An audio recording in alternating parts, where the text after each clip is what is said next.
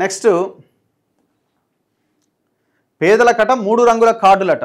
ఏదో కార్డు ఇచ్చిదావుర్రా బాబు, ఏదో కార్డు ఇచ్చిదా. మొన్నటిదాకానేమో అందులో సిమ్ కార్డు ఉంటుంది, ఆ చిప్పు స్కాన్ చేస్తే అవుతుంది, ఇది పాన్ కార్డు లెక్కనే ఉంటుంది, ఓటర్ కార్డు లెక్కనే ఉంటుంది అని ఒక 3 నెలలు నడిపారు. ఇప్పుడు మళ్ళీ ఏమంటారు, పేదలకు 3 రంగుల కార్డులట, ఆ పై వర్గాలకు ఆకుపచ్చ కార్డులట. త్వరలోనే కొత్త రేషన్ కార్డుల జారీ, కేంద్రం ఇచ్చేది దొడ్డు బియ్యమే, మేము సన్న బియ్యం ఇస్తున్నాం.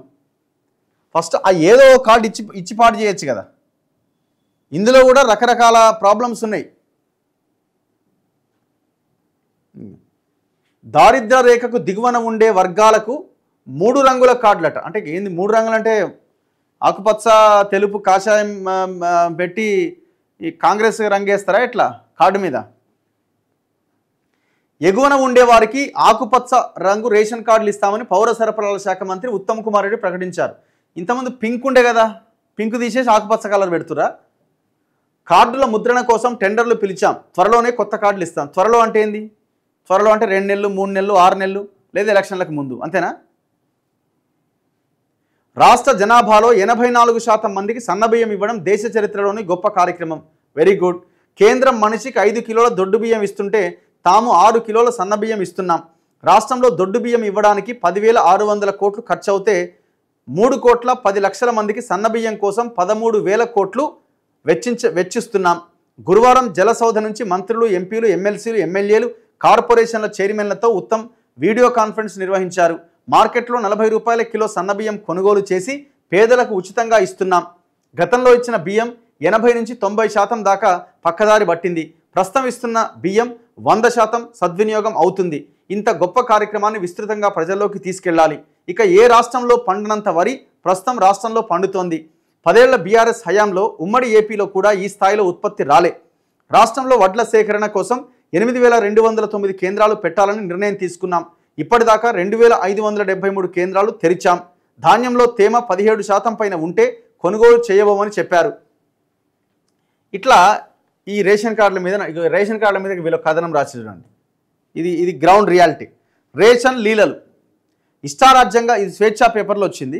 ఇష్టారాజ్యంగా పేర్లు, తప్పుల తడకగా కార్డులు, అధికారుల నిర్లక్ష్యంతో తీవ్రమైన తప్పిదాలు. దరఖాస్తు ఒక చోట, పేరు ఇంకో చోట నమోదైందట. నేను ఈ ఊర్లో వేసుకుని ఇంకో ఊర్లో ఉందట పేరు. రేషన్ కార్డు పట్టుకపోయి సార్ రేషన్ అనగానే ఇడ లేదా బాబు నీది ఆ ఊర్లో ఉందంటారట.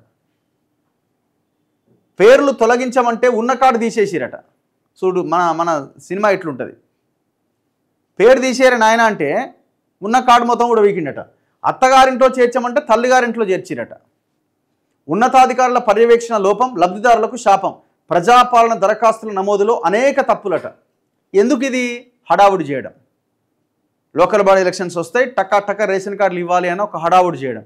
మీరు అధికారంలోకి రాగానే ఎలక్షన్లన్న ఆలోచన మైండ్ నుంచి తీసేసి ఫస్ట్ డే నుంచే మీరు రేషన్ కార్డులు ఇవ్వాలన్న ప్లాన్ పకడ్బందీగా స్టార్ట్ చేసి ఉంటే ఈ పాటికి ప్రజల చేతిలో రేషన్ కార్డులు ఉండేవి. 10 ఏళ్ల నుంచి ఎదురు చూస్తున్నారు. కేసీఆర్ హయాంలో ఆయన ఇయ్యలేకపోయిండు. ఇప్పుడు మీరు ఇస్తామని చెప్పి ఇన్ని రకాల తప్పులు ఉన్నాయి. కొండనాలుకకు మందేస్తే ఉన్న నాలుగు కూడిపోయిందట. నేను మొన్న జనగాం పోతే ఆడొక అబ్బాయి వచ్చిండు.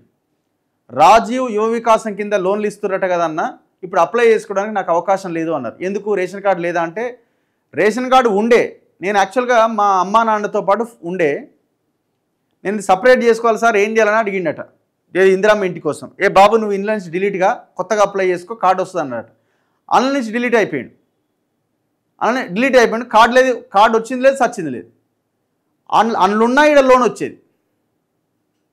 ఇప్పుడు ఆయన కార్డు లేదు, మరి ఆ అప్లై చేసుకోవడానికి మ్యాండేట్ చేసిండు రేషన్ కార్డుని. ఏం చేయాలి? ఇక ఇట్లా నష్టపోయిన వాళ్ళు ఎంతోమంది. ఈ తప్పులు ఇంకా ఇవి ఇంకొకటి.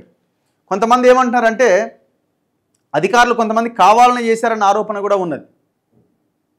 ఆల్రెడీ కొంతమంది పాత నాయకులతోని లబ్ధి పొందిన వాళ్ళు గవర్నమెంట్ని ఇచ్చేయడానికి కూడా ఈ దందాకు తెరదీసిరన్న ఆరోపణ కూడా ఉన్నది. మరి గవర్నమెంట్కి సోయి లేదా? ఈ గవర్నమెంట్కి తెలియదా? ఒకవేళ వాళ్ళు అట్లా చేస్తుంటే 6 నెలలు అవుతుంది రేషన్ కార్డు ఇంతవరకు ఒక కార్డు ఇచ్చింది లేదు. ఎప్పుడు ఇస్తారు? ఇంకా